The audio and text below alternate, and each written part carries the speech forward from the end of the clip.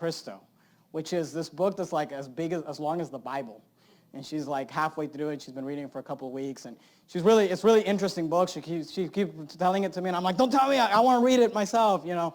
And look, the point is this. Read.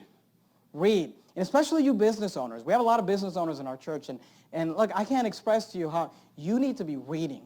You need to be reading and learning. You need to be reading in your field, in your trade. You know, as a pastor, I try to read a lot of leadership books. I try to read a lot of organizational books. I try to read books that are going to help us be more effective. I'm doing a whole series on a book, you know, that we read in our leadership class. The point is this. You need to read and exercise your mind.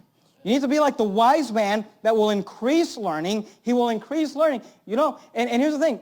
Something I learned a long time ago, because I grew up in public school in the Bay Area, and they didn't really instill a lot of, you know, just a love for reading in us. But, you know, when I got into the ministry, I realized if I'm going to stand up and preach 3 times a week, I'm eventually going to run out of things to say.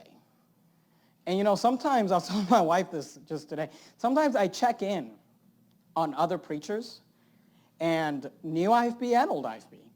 And sometimes, you know, I'm working at the computer or whatever, and I see that their live stream comes up, and I'll just randomly check in on them. And, you know, sometimes there's certain people when I click on them randomly. Just, it could be a Sunday morning, it could be a Sunday night, it could be a Wednesday night. Just in the middle of the sermon, I click on it, and every time I click on it, they're just talking about the exact same thing.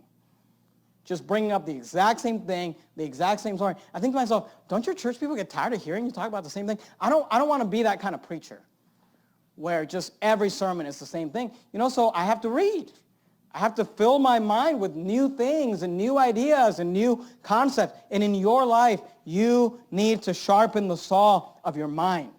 You need to read, and you need to invest in your mind spiritually. Let me give you the third one. Go to